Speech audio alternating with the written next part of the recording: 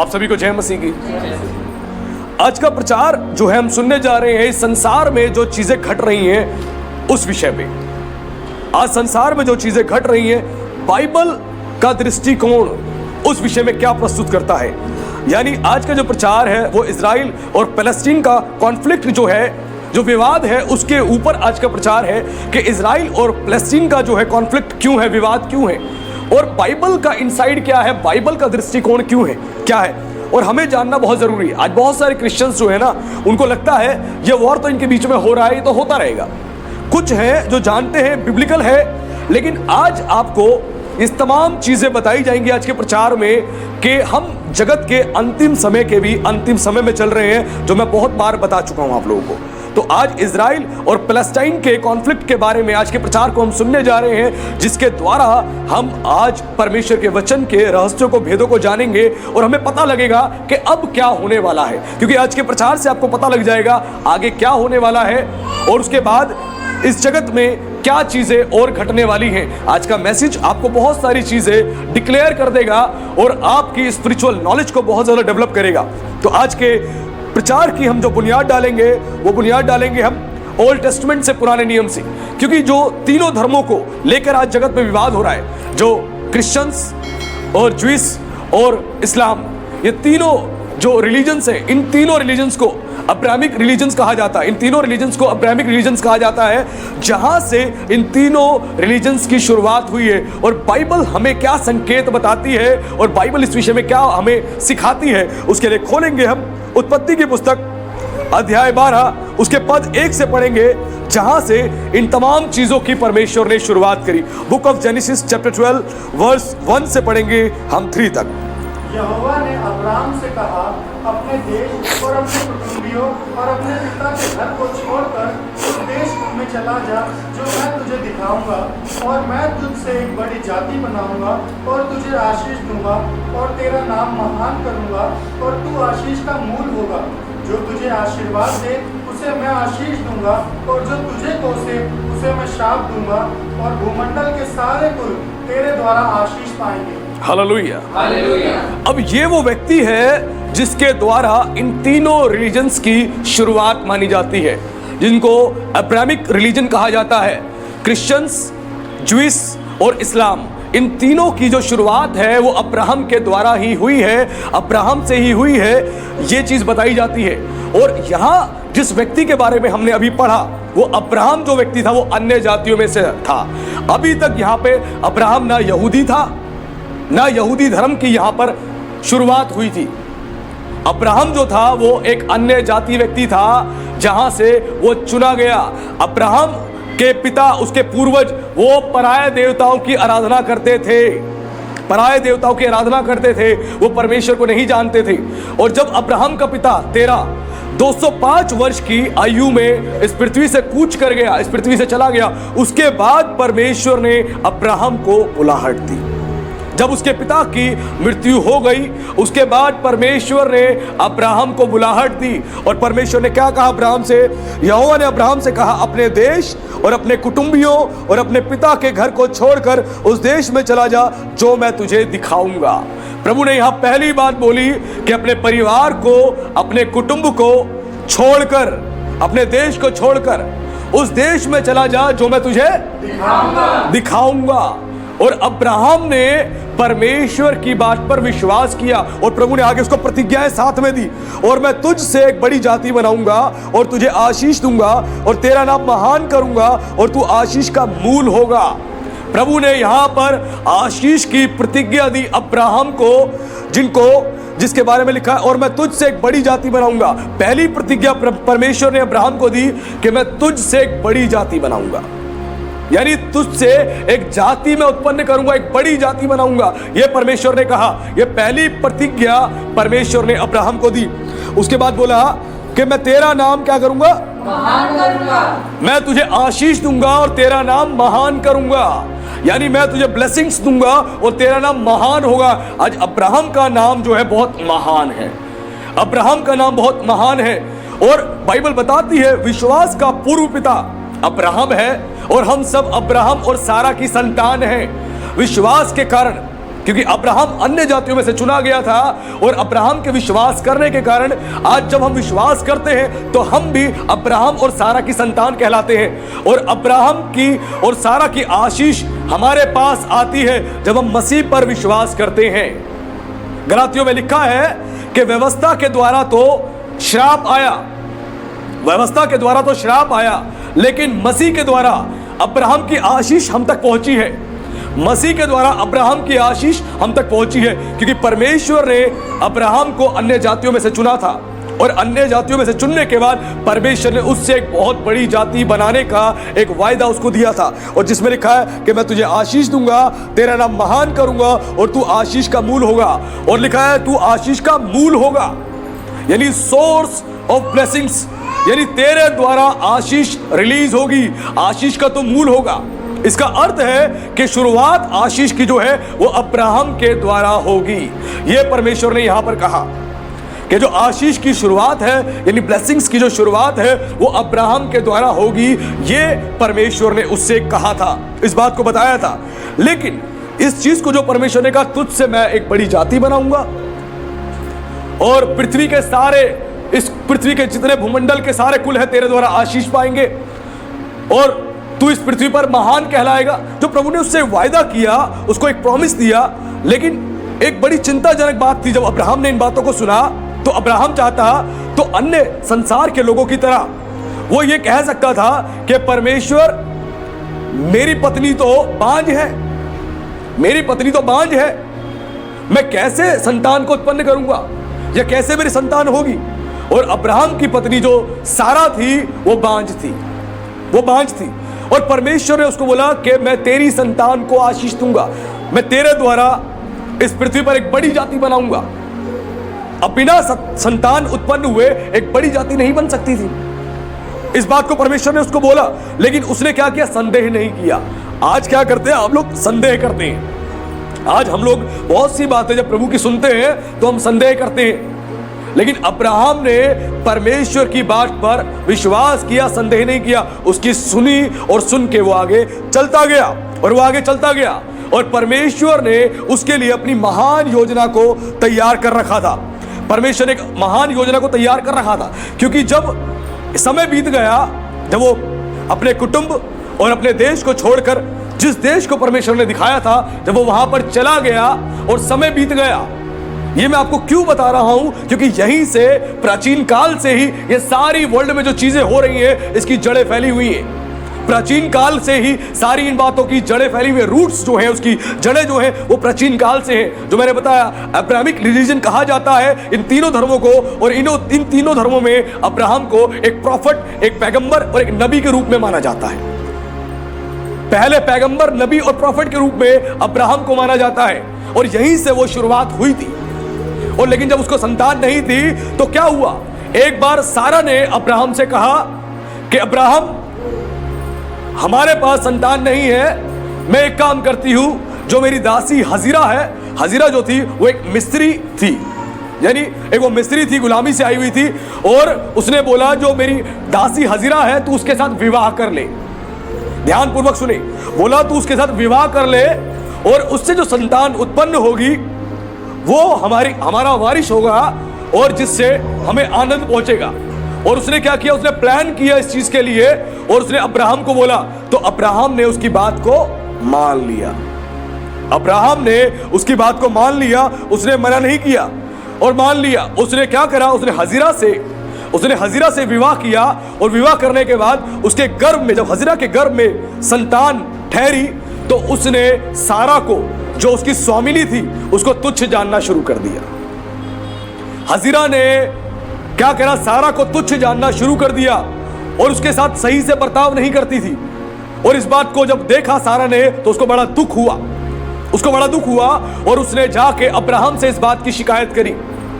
और अब्राहम ने उसको बोला कि तेरी दासी तेरे हाथ में, जो चाहे तू उसके साथ कर। फिर सारा ने क्या किया? सारा ने उसको दुख देना शुरू कर दिया। उसके बाद हजीरा वहां से निकलकर भागी। उसके बाद यहां से ब्लेसिंग की शुरुआत होती है, एक नई जाति की शुरुआत होती है, जिसके बारे में हम पढ़ेंगे। उत्पत्ति अध्याय 16 उसके पद 7 से लेकर 12 तक क्या लिखा है? तब यहोवा के दूत ने उसको जंगल में शूर के मार्ग पर जल के सोते के पास पाकर कहा, हे सारे की दासी हाजिरा, तू कहाँ से आती और कहाँ जाती है? उसने कहा, मैं अपनी स्वामिनी सारे के सामने से भाग आई हूँ। यहोवा के दूत ने उससे कहा, अपनी स्वामिनी के पास लौट जा और उसके वश में रह। और यहोवा के दूत ने उससे यह भी कहा, मैं तेरे वंश को बहुत बढ़ाऊंगा, यहाँ तक कि बहुतायत के कारण उसकी गणना ना हो सकेगी। और यहोवा के दूत ने उससे कहा, देख, तू गर्भवती है और पुत्र जनेगी, तू उसका नाम इश्माएल रखना, क्योंकि यहोवा ने तेरे दुख का हाल सुन लिया है। और वह मनुष्य बनेले गधे के समान होगा और उसका हाथ सब के विरुद्ध उठेगा और सब के हाथ उसके विरुद्ध उठेंगे, और वह अपने सब भाई बंधुओं के मध्य में बसा रहेगा। हालेलुया। अब यहाँ पर जो है हमने जाना, जब हजीरा निकल कर भागने लगी, क्यों? क्योंकि सारा ने उसको दुख देना शुरू कर दिया था। वो जब निकल कर भागी तो जंगल में पहुंची, तो जंगल में परमेश्वर की ओर से एक स्वर्गदूत मिला, और स्वर्गदूत ने उससे बातें करी और बोला कि परमेश्वर ने तेरे दुख का हाल जान लिया है, तेरे दुख का हाल जान लिया है। और वहां पर उस स्वर्गदूत के द्वारा एक ब्लेसिंग्स रिलीज करी गई हजीरा के संतान के ऊपर, और खुद उस स्वर्गदूत ने कहा, तू अपने पुत्र का नाम क्या रखना? इश्माएल रखना। खुद उस स्वर्गदूत ने कहा कि तू अपने पुत्र का नाम इश्माएल रखना। और साथ में उस स्वर्गदूत ने क्या आशीष दी? उसने बोला कि और वह मनुष्य बेनेल गधे के समान होगा। क्या आशीष दी? ध्यान पूर्वक सुने। लिखा है, और जो तेरा पुत्र होगा इश्माएल, और वह मनुष्य बेनेल गधे के समान होगा, यानी जंगली गधे के समान होगा। यह ब्लेसिंग्स रिलीज करी स्वर्गदूत ने इश्माएल के ऊपर कि तेरा जो पुत्र होगा इश्माएल, वो जंगली गधे के समान होगा। जंगली गधा कैसा होता है? आप जंगल में जाएंगे, जंगली गधा कैसा होता है? क्या वो किसी को पहचानता है? जंगली जानवर पहचानते हैं? वो किसी पर भी अटैक करता है। वो जंगली गधा, उसको समझ नहीं होती। तो यहां क्लियर बोला गया, वो जंगली गधे के समान होगा। और उसके बाद लिखा है, उसका हाथ सबके विरुद्ध उठेगा। और बोला, उसका हाथ, जो तेरा पुत्र इश्माएल होगा, वो जंगली गधे जैसी उसकी समझ होगी, और उसका हाथ सबके विरुद्ध उठेगा। सोचो, परमेश्वर की ओर से उस स्वर्गदूत ने ये आशीष रिलीज करी। आज हम इस बात को नहीं समझते हैं, आज हमें समझना है। यहां से शुरुआत हुई है, यहीं से शुरुआत हुई है। मैंने बोला प्राचीन काल से उसकी जड़ें हैं। स्वर्गदूत ने बोला कि तेरा पुत्र जो इश्माएल होगा वो जंगली गधे के समान होगा, और उसका हाथ सबके विरुद्ध उठेगा, और सबके हाथ उसके विरुद्ध उठेंगे। यानी ये झगड़ा ही करेगा, और इसके ऊपर भी झगड़े होंगे, यानी ये युद्ध ही लड़ता रहेगा।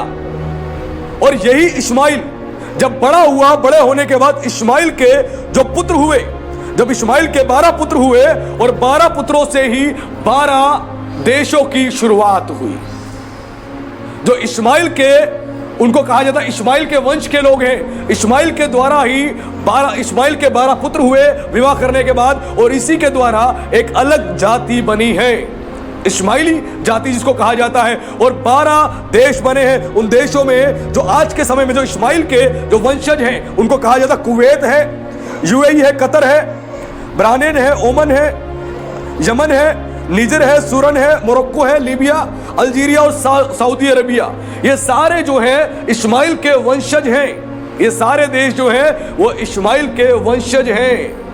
और जितने ये अरब की कंट्रीज हैं, ये अरबी कंट्रीज हैं, जितनी अरबी कंट्रीज हैं, ये शुरू से हम देखते आ रहे हैं, ये बिगिनिंग से ही ये इजराइलियों का विरोध करती है, और शुरू से इनके बीच में युद्ध होते रहते हैं। क्योंकि क्या बताएं, इनके वंशज जिसके द्वारा इन तमाम जातियों की शुरुआत हुई इश्माएल, उसके लिए खुद स्वर्गदूत ने बोला वो बेनेल गधे के समान होगा, और उसका हाथ सबके विरुद्ध उठेगा, और सबके हाथ उसके विरुद्ध उठेंगे। यहां पर इस ब्लेसिंग से शुरुआत हुई, और इश्माएली जाति के जो वंशज हैं, ये सारे देश के लोग हैं जो मैंने आपको बताए। इश्माएली जाति से ही ये सारी जाति बनी है, इश्माएल से ही, क्योंकि इश्माएल के 12 पुत्र हुए, उन 12 पुत्रों से ये 12 देशों का ये निर्माण हुआ। और जितने ये लोग हैं, ये सारे इश्माएली जाति के उसके वंशज हैं। यहां से शुरुआत हुई एक अलग जाति की, यहां से शुरुआत हुई, क्योंकि यहां पर स्वर्गदूत ने यह बात उसको बोली थी कि 10 में, और यहोवा के दूत ने उससे यह भी कहा, मैं तेरे वंश को बहुत बढ़ाऊंगा, यहां तक कि बहुतायत के कारण उसकी गणना ना हो सकेगी। यह बात बोली थी।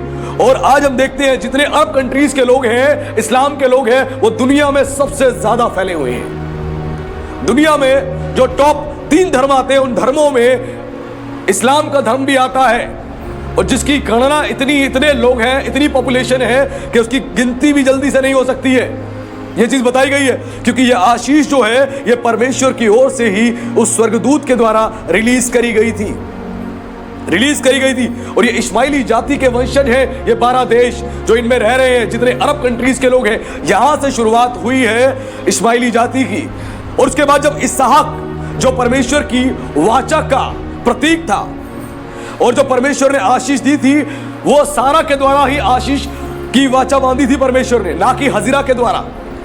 इसीलिए उस स्वर्गदूत के द्वारा ये ब्लेसिंग्स उस पर रिलीज करी गई, इसीलिए ये ब्लेसिंग्स रिलीज करी गई और ये चीज बोली गई। और आज जितने इस्माइली वंशज हैं, वो सारे इस देश के लोग हैं। लेकिन परमेश्वर ने जो अपनी आशीष और जो बड़ी जाति बनाने का एक वायदा किया था, यहां पे इस स्त्री को जो परमेश्वर ने वायदा किया, वो स्वर्गदूत ने आके उसको बोला, तेरा वंश यानी जो तेरे द्वारा पुत्र उत्पन्न होगा, उसका वंश इस पृथ्वी पर इतना फैल जाएगा कि उसकी गणना नहीं हो सकेगी।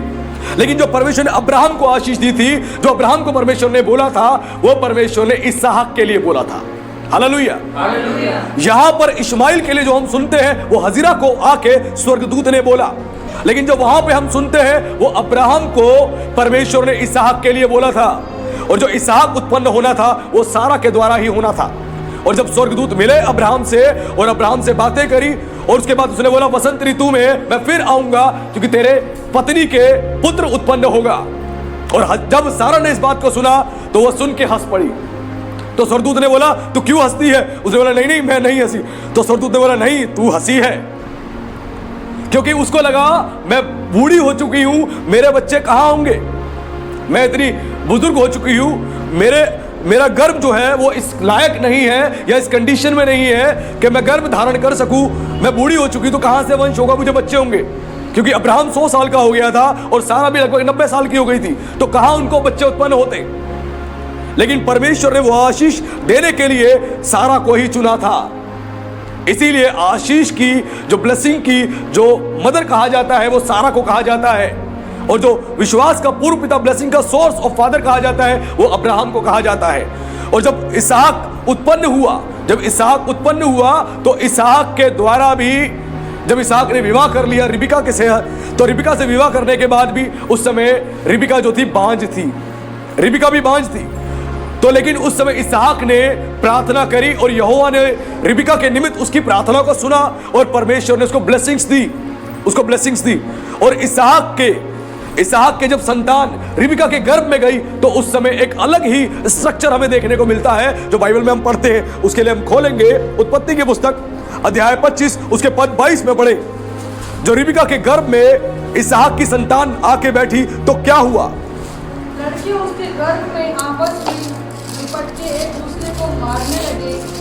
तब उसने कहा, मेरी तो ऐसी ही दशा रहेगी, तो मैं कैसे जीवित रहूंगी?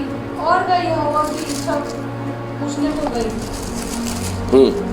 तब यहोवा ने उससे कहा, तेरे गर्भ में 2 जातियां हैं, और तेरी कोख से निकलते ही 2 राज्य के लोग अलग अलग होंगे, और एक राज्य के लोग दूसरे से अधिक सामर्थी होंगे, और बड़ा बेटा छोटे के अधीन होगा। जब उसके प्रसव का समय आया, तब क्या प्रकट हुआ कि उसके गर्भ में जुड़वे बालक हैं। पहला जो उत्पन्न हुआ वह लाल निकला, और उसका सारा शरीर कम्बल के समान रोममय था, इसलिए उसका नाम एसाव रखा गया। उसके पीछे उसका भाई अपने हाथ से एसाव की एड़ी पकड़े हुए उत्पन्न हुआ, और उसका नाम याकूब रखा गया। जब रिबका ने उसको जन्म दिया, तब इसहाक 60 वर्ष का था। हालेलुया। अब यहां पर जब रिबिका के गर्भ में, यहां से ध्यान पूर्वक सुने, क्योंकि आज का मैसेज आपकी बाइबल नॉलेज को बहुत डेवलप कर देगा, और परमेश्वर की उस प्लानिंग को, जो डिवाइन प्लानिंग है, आप उसको समझ पाओगे कि परमेश्वर ने कैसे अद्भुत रीति से काम किया। यहां पर जब रिबका के गर्भ में संतान हुई, उसके गर्भ में जब संतान पड़ी, तो दोनों बच्चे आपस में लड़ रहे थे, दोनों लड़ रहे थे, एक दूसरे को मार रहे थे। और जब उसने अपनी ऐसी हालत देखी तो उसने बोला मैं ऐसे जीवित कैसे बचूंगी। तो वो परमेश्वर के पास गई अपनी बात को बोलने के लिए। तब 23 में लिखा है, तब यहोवा ने उससे कहा तेरे गर्भ में 2 जातियां हैं, तेरे गर्भ में 2 जातियां हैं, 2 बच्चे नहीं हैं, 2 जातियां हैं, 2 अलग अलग जाति है तेरे गर्भ में। इस बात को परमेश्वर ने बताया। और गर्भ से ही लड़ाइयां हो रही थी, और ये लड़ाई जो गर्भ से हो रही थी, ये आपको यीशु मसीह के समय तक ये लड़ाई होती हुई दिखाई देगी। मैं आज जो आपको प्रचार में बताने वाला हूं, ये लड़ाइयां इस गर्भ से शुरू हुई और यीशु मसीह के समय तक ये लड़ाई चलती रही जबरदस्त तरीके से। और यहां पर लिखा है कि तेरे गर्भ में 2 जातियां हैं और तेरी कोख से निकलते ही 2 राज्य के लोग अलग अलग होंगे। तेरी गर्भ से तेरी संतान निकलते ही 2 राज्य के लोग क्या होंगे? अलग अलग होंगे। और एक राज्य के लोग दूसरे से अधिक सामर्थी होंगे और बड़ा छोटे के अधीन होगा। और जो बड़ा बेटा है तेरा एसाव, वो याकूब के अधीन होगा। यानी बड़ा जो है छोटे के अधीन होगा और छोटा जो है उसके ऊपर अधिकारी बनेगा। ये चीज परमेश्वर ने यहीं पर बता दी थी। और जो एसाव था, एसाव का जो वंश है, एसाव का जो वंश है वो लड़ता रहा याकूब के साथ, याकूब के साथ लड़ता रहा। और जो एसाव का वंश है उसको कहा जाता है एदोम वंशी। ये वो वंश बताया गया एदोम वंशी। जब मूसा के समय में भी, जब मूसा इजराइलियों को लेकर जा रहा था, तो इन्होंने कहा था, एदोम से निकल रहे थे और उन्होंने उससे आज्ञा मांगी कि हम यहां से क्या निकल जाए। तो इन्होंने बलपूर्वक मना कर दिया था कि यहां से मत निकलो, हम तुम्हें जाने नहीं देंगे। ये वो लोग थे जिन्होंने पलायन के समय इजराइल के लोगों को सख्त मना कर दिया था। ये वहीं से विरोध कर रहे थे। और ये एदोम वंशी जो है ये पहले से ही लड़ाई करते आते थे। इन्होंने राजा शाऊल के समय में भी युद्ध लड़ा शाऊल के खिलाफ, और यही युद्ध उन्होंने दाऊद के खिलाफ भी लड़ा। लेकिन दाऊद इस युद्ध को जीत गया और उसको उसने अपने वश में कर लिया। और इसका जिक्र आपको राजाओं की पुस्तक में मिल जाएगा, गिनती की पुस्तक में मिल जाएगा, और आपको इतिहास की पुस्तक में मिल जाएगा कि उसने एदोम वंशी को किस प्रकार से नाश किया। क्योंकि 2 जातियां जो थी इसी गर्भ से बनी थी। और ये 2 जातियां केवल इजराइल का विरोध एक जाति नहीं कर रही थी। मैं क्यों आपको पिन पॉइंट सारी चीजें बता रहा हूं आज, क्योंकि हमें लगता है केवल एक ही जाति विरोध करती है इजराइलियों का। नहीं, आज आप जानोगे कुछ जातियां हैं जो अधिक दबाव से, प्रेशर के साथ इजराइलियों के विरुद्ध थी और वो इस काम को कर रही थी। वैसे ही एदोम वंशी जो थे, एदोम एसाव के वंश के लोग, वो इस प्रकार ही कर रहे थे। और आने वाले समय में जब हम बाइबल को पढ़ते हैं आगे आने वाले मतलब आगे चैप्टरों में, तो वहां पता लगता है शाऊल के साथ भी युद्ध हुआ एदोम वंशियों का। और उसके बाद यही युद्ध उनका हुआ राजा दाऊद के साथ, और दाऊद ने इस युद्ध को जीता और उनको अपने वश में कर लिया, अपने वश में कर लिया। और यही एदोम वंशी जो थे, इसी वंश का, मैंने कहा यीशु मसीह के समय तक ये युद्ध चलता रहा, युद्ध चलता रहा। और एक भविष्यवाणी के दौरान ये वंश पूरा समाप्त हुआ। ये भविष्यवाणी की गई थी, उस भविष्यवाणी बोला गया था ये वंश पूरी तौर से समाप्त कर दिया जाएगा। और यीशु मसीह के समय जो एदोम वंशी था, जिसने पूरी तौर से इजराइल के विरुद्ध हाथ डाला, यानी याकूब के विरुद्ध हाथ डाला, वो था राजा हेरोदेश। राजा हेरोदेश वो एदोम वंश का ही था। इसीलिए जब उसने सुना बेतलहम में मसीहा का जन्म हुआ है, तो उसने बच्चों का नरसंहार कर दिया। उसने बच्चों का नरसंहार कर दिया, बच्चों को पूरी तरह उसने मार दिया। लाखों बच्चे मारे गए, क्योंकि ये वही गर्भ से ही इस जाति का गर्भ से ही युद्ध चल रहा था। और रिबका के गर्भ में ये दोनों जातियां जो बताई गई, एसाव और याकूब, एदोम वंशी, और याकूब जो आगे जाके इजराइल बना, इनका युद्ध चलता रहा। और मसीह जो है वो इजराइल के वंश में पैदा हुआ। हालेलुया।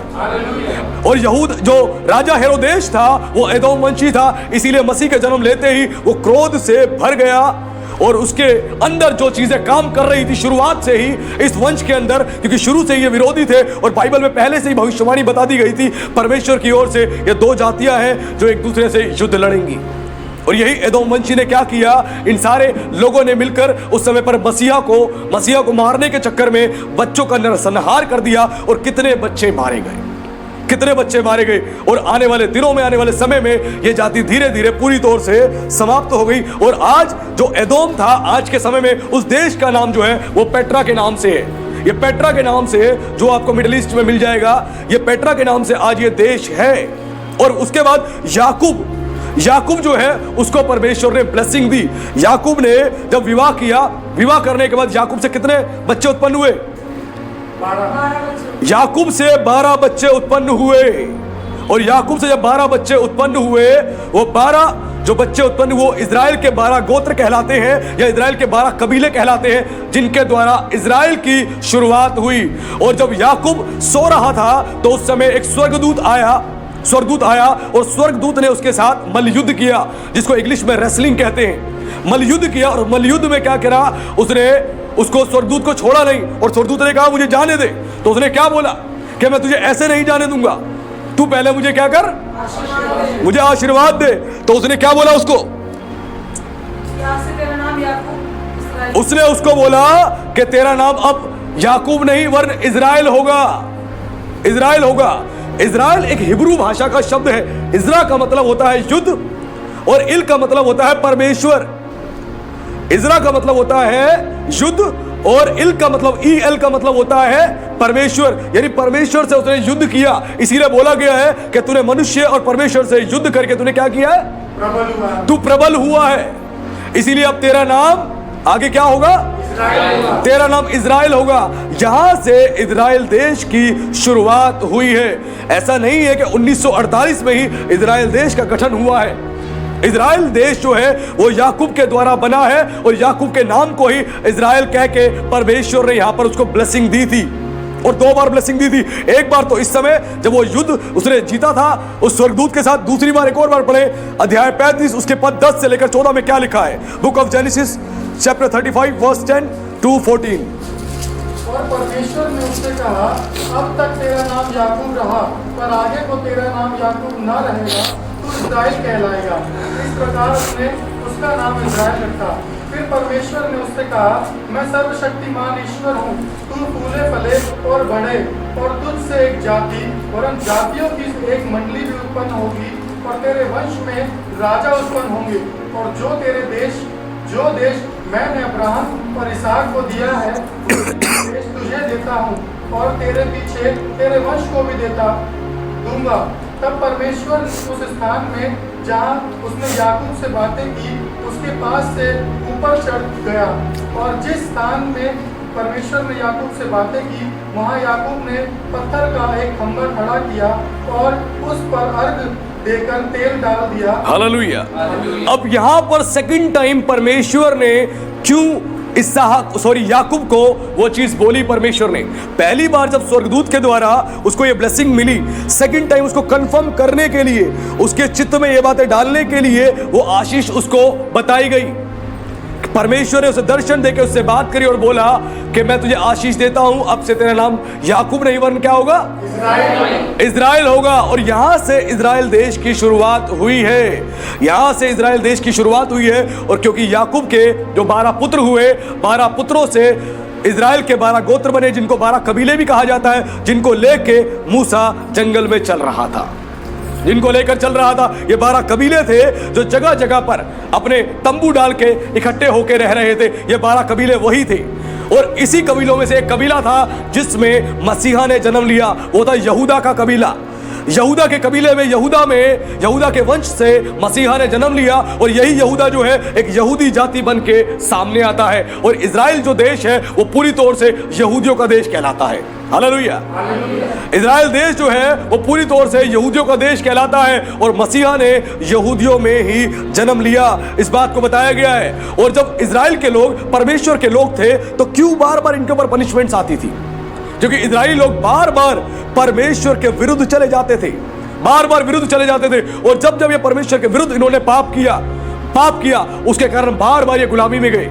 400 साल की गुलामी में चले गए। किसकी? मिस्र की 400 सालों की गुलामी में चले गए, और रो रहे थे, भिलक रहे थे, अपनी दुहाई दे रहे थे परमेश्वर को। और परमेश्वर ने जब इनकी दुहाई को सुना तो परमेश्वर ने अपनी योजना के तहत मूसा को चुना, और मूसा को चुन के परमेश्वर ने इनके लिए खड़ा किया, ताकि परमेश्वर मूसा के द्वारा इनको वहां से छुड़ाए। और परमेश्वर ने इनको वहां से छुड़ाया, और मूसा के द्वारा परमेश्वर इनको जंगल में लेके चलता रहा। ये पलायन करते रहे 40 सालों तक। वहां से जिस देश की परमेश्वर ने इनको प्रतिज्ञा करी थी, इनको जाने में अधिक समय नहीं लगता। लेकिन फिर भी परमेश्वर इनको नम्र बनाने के लिए जंगल में इनकी परीक्षा करता रहा। हालेलुया। जंगल में इनकी परीक्षा करता रहा और उसके बाद भी परमेश्वर के अद्भुत काम इन्होंने देखे। जो मैंने पिछले प्रचारों में आपको बताया, परमेश्वर ने जंगल में इनको स्वर्ग से मन्ना दिया, जिसको खा के ये जीवित रहे। स्वर्गदूतों की परमेश्वर ने रोटी दी इनको। इनके पैरों में जो चप्पल थी वो चप्पल घिसी दे। परमेश्वर ने इतनी ब्लेसिंग्स दी। ये जंगल में कोई खेती नहीं कर रहे थे, कोई और काम नहीं कर रहे थे, तो भी परमेश्वर ने इनको ब्लेस किया। और आग का खंबा इनके आगे आगे चलता था। आग का खंबा इनके आगे आगे चलता था। इनके ऊपर एक बादल रहता था जो पवित्र आत्मा का बादल था। और जितने आसपास के लोग थे वो इस बात को कहते थे, जब इजरायली चलते थे, ये लगभग 32 लाख के आसपास लोग थे, जब ये चला करते थे तो वचन में लिखा है भूमि तक दिखाई नहीं देती थी। हालेलुया। भूमि भी दिखाई नहीं देती थी। ये इतने लोग थे, इतने बढ़ गए थे जब ये जाते थे। और यही चीज यहां पर पता लगती है हमें कि परमेश्वर ने इजराइल का कैसे गठन किया, इजराइल की कैसे शुरुआत हुई। यह चीज आपको इसीलिए बताई जा रही है ताकि बिगिनिंग से लेकर टिल द एंड जो मैं आपको आज बताने जा रहा हूं, और जब इस संदेश के आप अंतिम भाग में पहुंचेंगे तो आपके विचार पूरी तौर से बदल जाएंगे और आपको परमेश्वर के वचन पर और बाइबल की भविष्यवाणियों पर और अधिक विश्वास होना शुरू हो जाएगा। आपका फेथ का लेवल नेक्स्ट लेवल पे चला जाएगा, क्योंकि जब इस प्रचार के अंतिम भाग में आप पहुंचोगे तो बहुत सारी ऐसी बातें आप जानोगे जिसके द्वारा आपका विचार, आपकी बातें, आपकी सोच परमेश्वर के प्रति, बाइबल के प्रति और ज्यादा बदल जाएगी। हालेलुया। तो यहां पर जब इन्होंने पाप किया तो परमेश्वर ने इनको फिर भी इनकी दुहाई सुन के इनको निकाला। उसके बाद यहां से शुरुआत होती है इजराइल और पैलेस्टीन के कॉन्फ्लिक्ट की, विवाद की। यहां से पिन पॉइंट शुरू होता है। ऐसा नहीं है कि 1948 से ही यह शुरुआत हुई है, नहीं। यहां प्राचीन काल से उसकी जड़ें फैली हैं, जिसके बारे में मैंने बताया। क्योंकि जब इन्होंने पाप किया, उसके बाद पाप करने के कारण ये 40 साल की गुलामी में चले गए। किसकी गुलामी में? 40 साल की गुलामी में चले गए। और किसके अधीन? फलस्तियों के अधीन। पैलेस्टाइन के अंदर ये चले गए, फलस्तियों के अधीन चले गए 40 साल की गुलामी में। जिस समय इन्होंने पाप किया, परमेश्वर के विरुद्ध पाप किया, ये 40 साल की गुलामी में चले गए। वचनों में क्लियर लिखा है। और जब ये फलस्तियों की गुलामी में चले गए तो परमेश्वर ने अपनी योजना बनाई। और परमेश्वर की योजना का एक महान भाग हमें पढ़ने को मिलता है। उसके लिए खोलेंगे न्यायों की पुस्तक अध्याय 13, उसके पद 1 से पढ़ेंगे हम 5 तक। क्या लिखा है? बुक ऑफ जजेस चैप्टर 13 वर्स 1 to 5। इस्राएलियों ने फिर यहोवा की दृष्टि में बुरा किया, इसलिए यहोवा ने उनको फलस्तियों के वश में 40 वर्ष के लिए रखा। दानियों के कुल का सोरावासी मनो नामक एक पुरुष था, जिसकी पत्नी के बांझ होने के कारण कोई पुत्र न था। इस स्त्री को यहोवा के दूत ने दर्शन देकर कहा, सुन, बांझ होने के कारण तेरे बच्चा नहीं, परंतु अब तू गर्भवती होगी और तेरे बेटा होगा। इसलिए अब सावधान रहे कि ना तो तू दाखमधु या किसी भांति की मदिरा पिए और ना कोई अशुद्ध वस्तु खाए, क्योंकि तू गर्भवती होगी और तेरे बेटा उत्पन्न होगा। उसके सिर पर छुरा ना फिरे, क्योंकि वह जन्म ही से परमेश्वर का नाज़िर रहेगा और इस्राएलियों को फलिश्तियों के हाथ से छुड़ाने में वही हाथ लगाएगा। हालेलुया। अब यहाँ पर इस कॉन्फ्लिक्ट के बारे में हमें पता लगता है, जो इजराइल और जो फलस्तीन का जो कॉन्फ्लिक्ट है, इनके आपस का विवाद है, हमें यहाँ पता लगता है। क्योंकि यहाँ पर जब इजराइलियों ने यहोवा की दृष्टि में बुरा किया, क्योंकि इजराइली बार बार परमेश्वर की दृष्टि में बुरा काम कर रहे थे। परमेश्वर इनको निज भाग कहा था और परमेश्वर ने कहा था इजराइल मेरा है और मैं इनको आशीष दूंगा। अन्य जातियों के लिए वो आशीष नहीं थी जो आशीष परमेश्वर ने इजराइलियों को दी थी। लेकिन फिर भी परमेश्वर की दृष्टि में जो घृणित था, बुरा था, इन्होंने बार बार किया। उसके बाद क्या हुआ? 40 सालों की ये गुलामी में चले गए, फलस्तियों के अधीन हो गए 40 सालों के लिए। और परमेश्वर ने यहीं से शुरुआत करी इनको फलस्तियों को नाश करने की और फलस्तियों के हाथ से इजराइलियों को छुड़ाने की। और परमेश्वर ने यहाँ पर एक स्त्री थी जिसको परमेश्वर ने कहा कि तेरे एक पुत्र होगा, जो पैदा होते ही परमेश्वर का क्या होगा? वो नाज़िर होगा। परमेश्वर का नाज़िर होगा, यानी एक भविष्यवक्ता होगा, एक न्यायी होगा, जिसके बारे में यहाँ भविष्यवाणी करी गई। और वो ही है जो इजराइलियों को फलस्तियों के हाथ से छुड़ाएगा। बाइबल में यहां से शुरुआत होती है। बाइबल में यहां से शुरुआत होती है। इजराइल और पैलेस्टाइन के बीच में जो विवाद चल रहा है, जो कॉन्फ्लिक्ट चल रहा है, जो वॉर चल रहा है, इसकी हमें लगता है 1948 से हो रहा है। नहीं, यहां से शुरुआत है। ये जो युद्ध है और जो आपस में ये विरोध है वो आज का नहीं है, ये हजारों साल पुराना है, हजारों साल पुराना है, जिसके बारे में हम यहां पढ़ रहे हैं। और परमेश्वर ने इसको इस्तेमाल किया अद्भुत रीति से। जब ये सैमसन बड़ा हुआ तो यहोवा का आत्मा इस पर बल से उतरता था। जो बच्चा उत्पन्न हुआ, जो परमेश्वर का नाजिर बना, इस पे यहोवा का आत्मा बल से उतरता था और परमेश्वर ने इसको अद्भुत रीति से इस्तेमाल किया। और यहां पर हम पढ़ते हैं आगे गाजा के बारे में, जिसका जिक्र है, जो परमेश्वर ने इसको इस्तेमाल किया सैमसन को। अध्याय 16 उसके पद 1 में पढ़े, क्या लिखा है? तब शिमशोन गाजा को गया और वहाँ एक वेश्या को देखकर उसके पास गया। जब गाजा वासियों को इसका समाचार मिला कि शिमशोन यहाँ आया है, तब उन्होंने उसको घेर लिया और रात भर नगर के फाटक पर उसकी घात में लगे रहे और यह कहकर रात भर चुपचाप रहे कि भोर होते ही हम उसको घात करेंगे।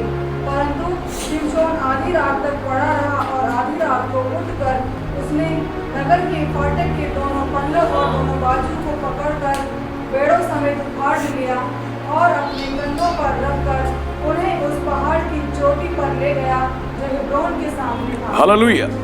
अब यहाँ पर जिस गाजा पट्टी का आज के समय में आप जिक्र सुन रहे हो, ये वही गाजा है जो पैलेस्टाइन के अंदर है, जो फलस्तियों के देश में बताया गया है। और जितने फलस्ती थे वो गाजा में ही रहा करते थे इजराइल के समय में, बाइबल के समय में। और वो चीज यहाँ बताई गई है। और जो सैमसन था वो एक इजरायली था, इजरायली वंश से था। उस समय इजरायली 40 साल की गुलामों में थे। लेकिन जब आया सैमसन, बड़ा हुआ, तो परमेश्वर ने इसको इस्तेमाल किया और इसके द्वारा अद्भुत काम हुए। इसने अद्भुत रीति से परमेश्वर की योजना के तहत गाजा में जितने फलस्ती थे उनको मार डाला, उनको मार डाला। और यही वो गाजा, वो स्थान है जहां पे सैमसन की मृत्यु हुई। और सैमसन जब अंतिम समय में जब बेड़ियों से जकड़ा हुआ था और जिस पिलर से उसको बांध रखा था, उसके ऊपर जितने फलस्ती लोग थे, खड़े थे, उन सबको उसने, जब परमेश्वर यहोवा से बोला, एक आखिरी बार पुकारा और उसकी आत्मा का बल मांगा, तो परमेश्वर ने उसको बल दिया। उसने दोनों पिलर खींचे और पिलर गिरते ही सैमसन भी मर गया और जितने फलस्ती थे वो सारे मर गए। और बाइबल बताती है अपने जीवन भर में जितने फलस्तियों को उसने मारा था, उससे कई गुना अधिक थे जो उस दिन मारे गए थे। हालेलुया। उस दिन मारे गए थे क्योंकि इनका आपस का विवाद वो शुरू से था। क्योंकि फलस्ती लोग जो थे वो शुरू से ही इजरायलियों के विरुद्ध थे और इजराइल का विरोध करते थे, वो परमेश्वर के लोगों का विरोध करते थे। और यही कारण था कि इनका आपस में शुरुआत से ही ये कॉन्फ्लिक्ट जो है, या वॉर जो है, या नफरत जो है, वो बनी हुई है, जिसको हम आज के समय में होते हुए देख रहे हैं। आज के समय में होते हुए देख रहे हैं। हमें समझने की बहुत अच्छे से जरूरत है। जो चीजें घट रही हैं और जो वर्ल्ड में चीजें हो रही हैं, ये हमें समझने की बहुत जरूरत है, क्योंकि यहीं से सारी बातों की शुरुआत हुई। और इन्हीं फलस्तियों का हम आगे भी जिक्र पढ़ते हैं। शाऊल के समय में फलस्तियों ने जब आक्रमण किया इजराइल पे, तो इन्हीं फलस्तियों ने शाऊल को मार दिया। इन्हीं फलस्तियों ने शाऊल को मार दिया। जो शाऊल का राजा था, इजराइल का राजा था शाऊल, उसको मार दिया इन्होंने। और उसके बाद एली महायाजक के समय उसके पुत्र भी मारे गए और वो भी मारा गया। और उसके बाद वाचा का संदूक यही फलस्ती थे जो चुरा कर ले गए थे, युद्ध में चुरा कर ले गए थे। और उसके बाद फलस्तियों के इस गलती के कारण उनके ऊपर भयंकर भयंकर विपत्तियां आई, उनके शरीर पे गिल्टियां आई, बहुत सारी परेशानियां उनको फेस करनी पड़ी। यह फलस्तियों का युद्ध आज का नहीं है, यह पुराने समय का है जो होता हुआ आ रहा है। और परमेश्वर की ओर से हजारों साल पहले ये गाजा में जो आज घट रहा है, हम किसी भी इंसान के या इंसानियत के हम खिलाफ नहीं है। यह युद्ध जो है एक धर्म युद्ध है। जो आज जो युद्ध हो रहा है एक धर्म युद्ध इसको कहा जा रहा है। और हम किसी भी इंसानियत के खिलाफ नहीं है। आज लोगों का जो नरसंहार हो रहा है, हम कभी भी इसका साथ नहीं दे रहे। लेकिन बाइबल की लिखी हुई भविष्यवाणियां हैं जो पूरी हो रही है। और हजारों साल पहले अमोस भविष्यवक्ता ने और सपन्या ने इसके विषय में भविष्यवाणी कर दी थी कि गाजा का सर्वनाश होगा, गाजा का सर्वनाश होगा। उसके लिए खोले हम अमोस की पुस्तक अध्याय 1 उसके पद 6 से लेकर हम 8 तक पढ़े, क्या लिखा है। यहोवा यूं कहता है, गाजा के 3 क्या वरन 4 अपराधों के कारण मैं उसका दंड ना छोड़ूंगा, क्योंकि वे सब लोगों को बंदी बनाकर ले गए कि उन्हें एलोश के वश में कर दे। इसीलिए मैं गाजा की शहरपनाह में आग लगाऊंगा और उससे उसके भवन भस्म हो जाएंगे। मैं अश्दोद के रहने वालों को और अब्सलोन के राजधानी को भी नष्ट करूंगा। मैं अपना हाथ हेब्रोन के विरुद्ध चलाऊंगा और शेष फलिस्तीनी लोग नष्ट होंगे। परमेश्वर यहोवा का यही वचन है। हालेलुया। आज जो होते हुए आप देख रहे हो, हजारों साल पहले इस पवित्र बाइबल में लिखा हुआ है। इस पवित्र बाइबल में लिखा हुआ है। यहाँ पे आमोस भविष्यवक्ता, जिसने हजारों साल पहले ही इस बात की भविष्यवाणी कर दी थी, लिखा यहोवा ये कहता है, गाजा के 3 क्या वरन 4 अपराधों के कारण मैं उसका दंड ना छोड़ूंगा, क्योंकि वे सब लोगों को बंदी बनाकर ले गए हैं और उन्हें एदोम के वश में कर दिया है। यानी उसी समय से एदोम वंशी, जिसका जिक्र मैंने आपको बताया, ये लोग थे। और ये गाजा के लोगों ने क्या करा? इजराइल के लोगों को बंदी बनाकर ले गए हैं। इन्होंने अपहरण कर लिया है। गाजा में जितने हमास, जो एक आतंकवादी संगठन जिसको माना जाता है पूरी दुनिया की तरफ से, कुछ देश है जिसको आतंकवादी संगठन नहीं मानते, लेकिन इन्होंने आतंकवादी रूप से ही इस काम को किया है और इजरायलियों को वो अभी के समय में बंदी बनाकर ले गए हैं। बंदी बनाकर ले गए हैं और इजराइल की महिलाओं को, उनको नंगा करके, उनके ऊपर वीडियोस बना के, उनके शरीर के साथ गंदे काम करके वो बनाकर वीडियोस को डाल रहे हैं, जो इंटरनेट पे वायरल है, जो वायरल है। और कितने बच्चों का, यहूदियों के कितने बच्चों का इन्होंने नरसंहार कर दिया है। छोटे बच्चे जो बेड पर थे, छोटे बच्चे जो पालने में थे, इन्होंने किसी को नहीं छोड़ा है। इन्होंने इंसानियत की सारी सीमाओं को लांघ दिया है। इसके कारण परमेश्वर ने पहले ही आमोस भविष्यवक्ता के द्वारा भविष्यवाणी करवा दी थी कि तेरे 3 क्या 4 अपराधों के कारण मैं तुझे नहीं बख्शने वाला, मैं नहीं बख्शने वाला। लिखा है कि मैं तुझे उसका दंड ना छोड़ूंगा, क्योंकि वे सब लोगों को बंदी बनाकर ले गए हैं और एदोम के वश में कर दे। इसलिए मैं गाजा की शहरपनाह में आग लगाऊंगा। और आज आप देखते हैं गाजा की शहरपनाह में आग लग चुकी है।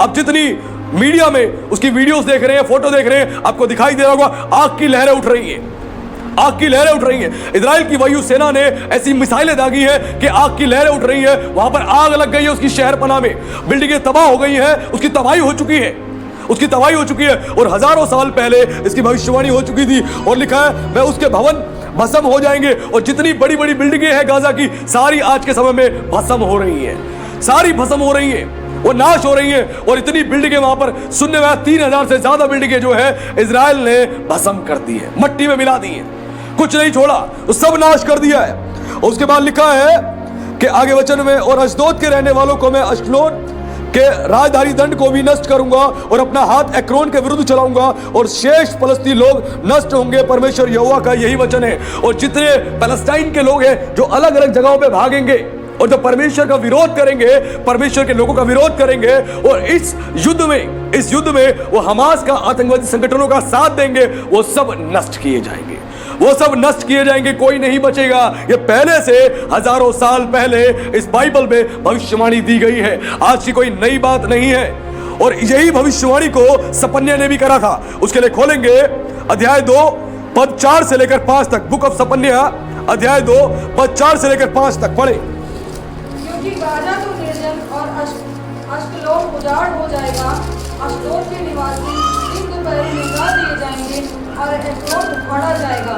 लिखा है कि दिन दोपहरी में उजाड़ हो जाएगा, गाजा जो है दिन दोपहरी में उजाड़ हो जाएगा।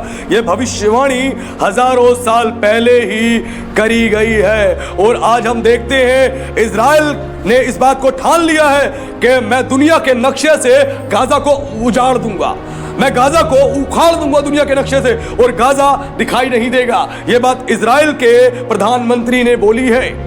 और आज के समय में इजराइल के द्वारा ऐसा ही आक्रमण हमें गाजा में होता हुआ दिखाई दे रहा है। और पूरी तौर से गाजा की शक्ल बदल गई है, गाजा की पूरी तौर से शक्ल बदल गई है। और गाजा आज पूरी तौर से तबाही की ओर है, तबाही की ओर है। और ये जो घटना घट रही है, एक वर्शिपर था जिसके द्वारा यह भविष्यवाणी करी गई है। एक वर्शिपर था, बाइबल का एक वर्शिपर था जिसके द्वारा ये भविष्यवाणी की गई है। ये वर्शिपर वो था तो राजा दाऊद के समय में जो परमेश्वर के भवन में गीत गाने के लिए वर्शिपर अपॉइंट किए गए थे, उनमें से एक वर्शिपर था जिसने इस विषय में भविष्यवाणी जो है हजारों साल पहले ही कर दी थी। और कई भविष्यवाणी जो है पूरी हो चुकी है उसी चैप्टर की, और कुछ भविष्यवाणी हमें आने वाले दिनों में पूरी होने जा रही है। उसके लिए खोलेंगे बुक ऑफ साम्स चैप्टर 83, भजन संहिता की पुस्तक अध्याय 83, उसके पद 1 से पढ़े क्या लिखा है।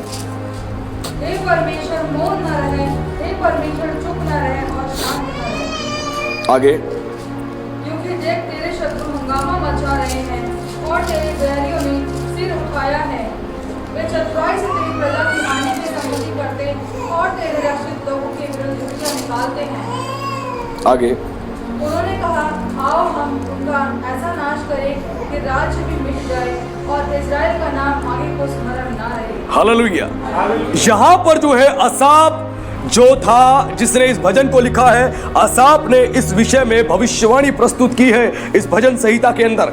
उसने इस दुनिया में हो रही तमाम जो चीजें आज के समय में आप देख रहे हो और जो इसके अंदर की भविष्यवाणियां हैं, कई तो भविष्यवाणी पूरी हो चुकी है और कुछ पूरी होने जा रही है, जिसके बारे में असाफ ने यहां पर जिक्र किया। उसने क्या बोला इजराइल के दुश्मनों के विषय में? हे परमेश्वर मौन न रहे, हे परमेश्वर चुप न रहे और शांत न रहे, क्योंकि देख तेरे शत्रु हंगामा मचा रहे हैं और तेरे बैरियों ने सिर उठाया है। वे चतुराई से तेरी प्रजा की हानि की सम्मति करते हैं और तेरे रक्षित लोगों को विरुद्ध युक्ति निकालते हैं। उन्होंने कहा है, आओ हम उनका ऐसा नाश करें कि राज्य भी मिट जाए और इजराइल का नाम आगे स्मरण ना रहे। और यही नारा है 1948 में जब इजराइल का गठन हुआ। इजराइल का गठन हुआ 1948 में, जैसे ही गठन हुआ वैसे ही जितने ये इजराइल के दुश्मन थे, इन सब ने एक ही नारा लगाया। इन सब ने एक ही नारा लगाया कि इजराइल को हम दुनिया के नक्शे से उजाड़ देंगे, इजराइल को हम उजाड़ देंगे। 1948 में जैसे गठन हुआ वैसे ही जितने अरब मुल्क थे, इन सब ने मिलकर क्या करा? इजराइल पे अटैक छेड़ दिया। इजराइल पे इन लोगों ने अटैक छेड़ दिया जबरदस्त तरीके से। और जब अटैक छेड़ा इन्होंने, तो इजराइल के पास उस समय आधुनिक सेना भी नहीं थी। ध्यान पूर्वक सुने, आज परमेश्वर की महान योजना को, उसकी डिवाइन प्लानिंग को आप जानोगे। जब इजराइल का गठन हुआ 1948 में, उस समय इजराइल के पास कोई आधुनिक सेना नहीं थी, कोई नौसेना नहीं थी, कोई वायु सेना नहीं थी। चंद मुट्ठी भर सैनिक थे, केवल चंद मुट्ठी भर सैनिक थे इजराइल के पास। और जितने भी आसपास के उसके देश के दुश्मन थे, उन सब ने मिलकर इजराइल पे युद्ध छेड़ दिया। और युद्ध जब छेड़ा उन्होंने, तो मिलके उस समय क्या हुआ? इजराइल के पास केवल उन्होंने एक बारूद वाली तोप जो थी वो कहीं से यूरोप से मंगाई थी, और वही तोप थी, और कुछ चंद उनके पास बंदूकें थी, और उन्होंने उसी से ही युद्ध लड़ा और वो युद्ध को जीत भी गए। हालेलुया। क्योंकि परमेश्वर उनके साथ था। क्योंकि यशायाह भविष्यवक्ता ने भविष्यवाणी करी थी कि देश क्या कभी हो सकता है एक ही दिन में बस जाए। उसकी भविष्यवाणी पूरी हुई। इजराइल एक ही दिन में एक राष्ट्र घोषित कर दिया गया। एक ही दिन में 1948 में एक ही दिन में एक राष्ट्र घोषित कर दिया गया उस समय पर। और उस समय जितने भी ये लोग थे, इन्होंने बर्दाश्त नहीं करा। जो इजराइल के दुश्मन थे, इन्होंने क्या करा था? इन्होंने कहा आओ हम उनका ऐसा नाश करें कि राज्य भी मिट जाए और इजराइल का नाम आगे स्मरण ना हो। ये उन सब का नारा था। ये उन सब का नारा था कि इजराइल को हम ऐसा नाश करें, आगे को उसका स्मरण ना रहे। ये उन सब का नारा था। और 2004 में यही नारा हम ईरान का देखते हैं। 2004 में ईरान ने भी यही नारा लगाया कि इजराइल का मैं दुनिया के नक्शे से नामो निशान मिटा दूंगा, मैं नामो निशान मिटा दूंगा। और यही भविष्यवाणी जो है ये बाइबल में प्रस्तुत की गई है। आसाफ ने इसी बात की घोषणा कर दी थी और इन लोगों ने मिलकर युक्ति बांधी और अटैक किया। और उस समय पर इजराइल ने इस युद्ध को जीता। और उस समय जो है बड़ा जबरदस्त युद्ध हुआ था, क्योंकि युद्ध की शुरुआत जो थी उसमें मिस्र और लेबनान इन दोनों ने मिलकर युद्ध की शुरुआत करी थी। और 8 अरब देश मिलकर इजराइल के विरुद्ध उठ गए। इन दोनों के द्वारा 8 अरब के देश भी मिलकर इजराइल पर अटैक कर गए। और इजराइल में केवल चंद मुट्ठी भर सैनिक थे, एक तोप थी और कुछ बंदूकें थी। और इन सब के पास आधुनिक सेना थी। इन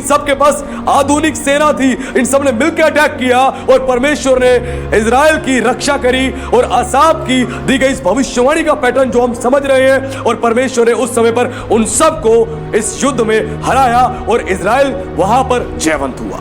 हालेलुया। वहां पर इजराइल जयवंत हुआ। ये इस बात को यहां बताता है। और 2004 से ईरान इसी बात को बार बार दोहरा रहा है कि इजराइल का हम नामो निशान मिटा देंगे और इजराइल बचेगा ही नहीं। इस बात को उन्होंने बोला है। और जो आज हम ईरान को पढ़ते हैं, ईरान के बारे में समझते हैं, ईरान ये वही देश है जिसके बारे में हम बाइबल में पढ़ते हैं, फारस जिसको कहा गया है। प्राचीन समय में इन सारे देशों के नाम, बाइबल के समय के नाम जो है वो अलग थे और आज के समय में नाम बदल चुके हैं। और जो फारस जो नाम रखा गया है, ये फारस नाम ईरान का नाम ही था पहले। ईरान का नाम ही था, क्योंकि ईरान में जितने लोग रहने वाले थे वो सारे आर्यन जाति के थे। और इन सब ने ही इस नाम को शिफ्ट किया। उसके बाद ये फारस नाम रखा गया है। 1935 से पहले फारस नाम था ईरान का। उसके बाद ये नाम ईरान रखा गया है और फारस जो है वो इजराइल का सबसे ज्यादा खतरनाक दुश्मन बताया गया है।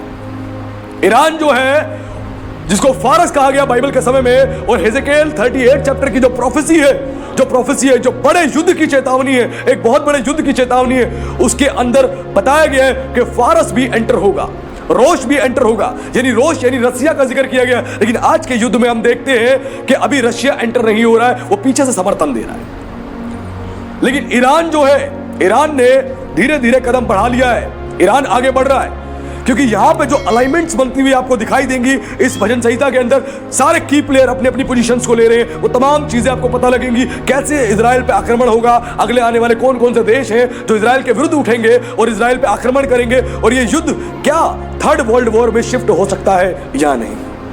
आज के मैसेज से आप जानोगे क्या ये वॉर थर्ड वर्ल्ड वॉर को शुरू कर सकता है, ट्रिगर दबा सकता है या नहीं। और यहां पर हमने जाना जो ईरान है, और ईरान जो है वो अरब कंट्रीज में नहीं आता है, ईरान जो है वो अरब कंट्रीज में नहीं आता है, वो मिडिल ईस्ट के अंदर पाया जाता है, वो मिडिल ईस्ट में पाया जाता है, मध्य पूर्व में पाया जाता है ईरान जो है। और ईरान की शुरुआत वहीं से हुई है। उसके बाद आगे पढ़े 5 से क्या लिखा है, उन्होंने एक मन होकर युक्ति निकाली है और तेरे ही विरुद्ध वाचा बांधी है। ये तो एदोम के तंबू वाले और इस्माइली और मोआबी और हुब्बी, गुलाबी, गुबाली, अम्मोनी, अमालेकी और सोर समेत पलिश्ती हैं। इनके संग अशूरी भी मिल गए हैं, उनसे भी लूत वंशियों को सहारा मिला है। हालेलुया। यहाँ 5 में क्या लिखा है, उन्होंने एक मन होकर युक्ति निकाली है और तेरे ही विरुद्ध वाचा बांधी है। इन सब ने क्या बोला, एक मन होकर तेरे विरुद्ध क्या करा है, वाचा बांधी है और युक्ति निकाली है। यानी जितने इजराइल के दुश्मन हैं उन सब ने मिलकर इजराइल के विरुद्ध शुरू से ही प्लान किया है। कोई आज की बात नहीं है, शुरू से ही प्लान किया है, जिनके बारे में यहां जिक्र किया गया है। यह तो एदोम के तंबू वाले, पहली चीज जो बताई है वो बताया गया एदोम के तंबू वाले। और जो एदोम के तंबू वाले जिसका जिक्र है, ये पैलेस्टाइन रिफ्यूजी है, जो पैलेस्टाइन में यानी फलस्तीन के अंदर जो उस समय एक तंबू डाल के रहा करते थे। और पैलेस्टाइन रिफ्यूजी की जो आप इमेज देखते हो, जो पिक्चर देखते हो पुराने समय की, ये सारे तंबू डाल के ही रहा करते थे। जो पैलेस्टाइन रिफ्यूजी है जिसका यहां पर जिक्र करा गया है बाइबल के समय में लिखा है, वो कौन थे, एदोम के तंबू वाले। ये एदोम वंशी जिसका जिक्र मैंने बताया था आप सबको, ये सारे वही पैलेस्टाइन के लोग हैं जो रिफ्यूजी थे और पैलेस्टाइन में आके वहां पे तंबू डालकर रह रहे थे। उसके बाद आगे क्या लिखा है, पढ़े। उसके बाद अगली बताई गई है जाति इस्माइली जाति, जिसका मैंने जिक्र किया, सऊदी अरब के लोग, सऊदी अरब के जितने लोग हैं। और हम जानते हैं जो सऊदी अरब है वो इजराइल का कट्टर दुश्मन है, इजराइल का कट्टर दुश्मन है सऊदी अरब, जिसके बारे में जिक्र है इस्माइली बोला गया है। इस्माइली ये वही लोग हैं सऊदी अरब वाले, ये सारे शुरू से इजराइल के विरुद्ध में हैं, इजराइल के खिलाफ है, ये चीज बोली गई है। उसके बाद अगली जाति क्या बताई गई है, मोआबी जाति। ये वो है, ये जो साउथ साइड के जॉर्डन के लोग हैं, यानी दक्षिणी इलाके के जॉर्डन के लोग हैं, यर्दन के, ये वो लोग हैं जो मोआबी लोग हैं। क्योंकि मोआबी जाति जो थी वो यहीं से बनी थी और बाइबल के समय में उसको मोआब के नाम से कहा गया, मोआबी जाति के नाम से, जो आज के समय में साउथर्न जॉर्डन है। और यहाँ के जितने लोग हैं, आज हम देखते हैं जॉर्डन भी वो इजराइल के विरुद्ध है, इजराइल के खिलाफ है, वो भी इजराइल के फेवर में नहीं है। ये सारे देश जिनकी सूची मैं बता रहा हूं, यहाँ पर ध्यान पूर्वक सुने, जितनी की सूची यहाँ पर दी गई है, इसके अंदर यहाँ पे आसाप ने पूरी तौर से वो की प्लेयर की पोजीशंस बता दी है कि कितने लोग मिलकर इजराइल पे आक्रमण करेंगे और किस किस तरीके से करेंगे। ये सारे देश इजराइल के दुश्मन हैं, केवल अभी पैलेस्टाइन नहीं है।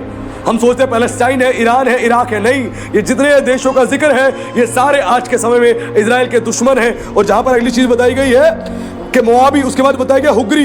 ये हुग्री कौन है, हुग्री वो है जो अब्राहम की पत्नी सारा की मृत्यु के बाद, अब्राहम की पत्नी सारा की मृत्यु के बाद जब दोबारा अब्राहम उसके हजीरा के पास गया और हजीरा से जो बच्चे उत्पन्न हुए, ये वो है जिनको इंग्लिश में हेग्रिटाइज भी कहा जाता है, हुग्री जाति, हिग्री जाति कहा जाता है। ये वही लोग हैं, अब्राहम के पत्नी हजीरा से जो बच्चे उत्पन्न हुए थे उनके बारे में यहाँ पर जिक्र किया गया है, जिसके बारे में हमने क्लियर पढ़ा है। और ये सारे लोग जो है मध्य पूर्व में जाके बस गए थे, मध्य पूर्व में जाके बस गए थे। उसके बाद अगली जाति बताई गई है गबाली जाति, ये गबाली जाति जो है आज के समय में, जो गबाली जाति का यहाँ पर जिक्र बताया गया है, वो आज के समय में दक्षिणी लेबनान को दिखाता है। जो लेबनान हम देखते हैं वो दक्षिणी लेबनान को दिखाता है। ये भी जो है बहुत जबरदस्त तरीके से आज के समय इजराइल का कट्टर दुश्मन है, कट्टर दुश्मन है। और लेबनान की तरफ से भी आक्रमण हो रहे हैं। आज जो सिनेरियो हमें दिखाई देता है, जो हम न्यूज में सुन रहे हैं, जो हमें पता लग रहा है, आज के समय लेबनान की तरफ से भी, लेबनान भी आक्रामक हो चुका है इजराइल पे आक्रमण करने के लिए, और लेबनान की तरफ से भी फायरिंग हो रही है। ये दुश्मन है जो बताए गए हैं, और लेबनान बहुत ज्यादा नफरत करता है इजराइल से। उसके बाद आगे पढ़े, कौन सी बताई गई है? अमोनी। अमोनी जाति वो है जो उत्तरी जॉर्डन के लोग हैं। ये उत्तरी जॉर्डन के लोग हैं जिनको नॉर्थन जॉर्डन के लोग कहा जाता है। और बाइबल के समय में ये वही सारे लोग हैं जो आज भी इजराइल के साथ नहीं खड़े हैं, इजराइल से नफरत करते हैं। जॉर्डन देश क्यों इजराइल से नफरत करता है? क्यों नफरत करता है? उसका मेन कारण है जितने भी जॉर्डन के लोग हैं वो इजराइल से नफरत करते हैं क्योंकि एक समय पर यरूशलेम जो है वो जॉर्डन के अंदर आता था। यरूशलेम का जो अधिकार था वो जॉर्डन के पास था। लेकिन जब इजराइल ने युद्ध लड़के उसको जीत लिया, उसके बाद से जॉर्डन के लोगों के अंदर ये नफरत आ गई क्योंकि यरूशलेम का जो टेक ओवर कर लिया, यरूशलेम को वो अपने इजराइल ने कर लिया, उसका टेक ओवर कर लिया। और जितने जॉर्डन के लोग थे वो इस बात से क्रोध से भर गए, नफरत से भर गए, और इस कारण वो इजराइल के दुश्मन बताए गए हैं, लिखा है। और ये तो चीज अभी करी है इजराइल ने, लेकिन ये दुश्मन तो आज के नहीं है। ये बाइबल में असाफ ने इनको खुद हजारों साल पहले बता दिया था कि ये दुश्मन है। यानी सब कुछ जो आज वर्ल्ड में हो रहा है ये बिब्लिकल है, बाइबल के आधार पे है और बाइबल की भविष्यवाणी को पूरा कर रहा है। उसके बाद अगली जाति कौन सी बताई गई है? अमालेकी। यह सबसे खतरनाक जाति है जिसके विरुद्ध में परमेश्वर ने भी कहा था। जब मूसा को व्यवस्था दी थी तो कहा था परमेश्वर ने, मैं इस जाति से इसके पीढ़ी पीढ़ी तक मैं लड़ता रहूंगा। अमालेकी सबसे खतरनाक जाति है और जिसके बारे में मैं आपको बताने जा रहा हूं। अमालेकी ये वही जाति है जिसके बारे में हम पढ़ते हैं एस्तर की पुस्तक में। हमाम नाम का एक व्यक्ति था। उसने क्या किया था? उसने एस्तर के विरुद्ध, यहूदियों के विरुद्ध एक षड्यंत्र रचा था। उसने बोला राजा को, जितने यहूदी हैं उन सबको एक ही दिन में मरवा दिया जाए। ये अमालेकी था, अमालेकी जाति का था, लिखा है वचन में, एस्तर की पुस्तक में। और उसने यहूदियों के खिलाफ इस षड्यंत्र को रचा और उसने एक ही दिन में एक आज्ञा पत्र निकलवाया, जितने यहूदी हैं सबको मार दिया जाए, सबको मार दिया जाए। और अमालेकियों के विषय में ही परमेश्वर ने कहा था, मैं पीढ़ी दर पीढ़ी इनसे लड़ता रहूंगा, परमेश्वर इस बात को बोला। और आज के समय में हम देखते हैं जो आज के समय में जो हमास है उसने भी पूरी तौर से यहूदियों को मारने के लिए एक चीज का उसने उदाहरण दे दिया। उसने डे ऑफ रेज का उदाहरण दे दिया।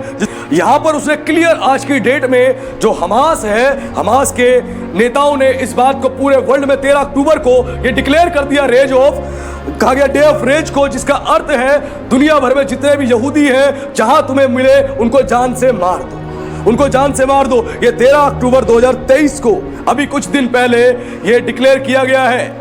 जैसे अमालेकी जो लोग थे वो परमेश्वर के बच्चों यानी इजराइलियों के विरुद्ध में थे और इजराइल का विरोध करते थे, वैसे ही यहां पर जिहाद के रूप में एक बात का जिक्र किया गया है, जितने मुसलमान हैं पूरे दुनिया के अंदर तुम्हें जहां भी यहूदी मिलते हैं उनको जान से मार दो, उनका सफाया कर दो। यह चीज का जिक्र किया गया है। इतनी नफरत है इन लोगों को शुरू से इजराइलियों के साथ। उसके बाद इनके खिलाफ बताया गया है ये वही लोग हैं जो परमेश्वर के विरुद्ध शुरू से लड़ते थे और यही अमालेकी थे जिन्होंने क्या करा, शाऊल से भी युद्ध लड़ा था, राजा शाऊल से भी युद्ध लड़ा था। जब राजा शाऊल के समय में अमालेकियों ने युद्ध लड़ा था तो परमेश्वर ने अमालेकियों को शाऊल के हाथ में कर दिया था, अमालेकियों को शाऊल के हाथ में कर दिया था और परमेश्वर ने कहा था इनका सर्वनाश कर देना। लेकिन शाऊल ने क्या किया? शाऊल ने उनका सर्वनाश नहीं किया, उनको छोड़ दिया। और परमेश्वर ने कहा जो तूने गलती करी है इसके कारण तेरे पंजर में ये जीवन भर तुम लोगों के ये कांटे की तरह चुभते रहेंगे।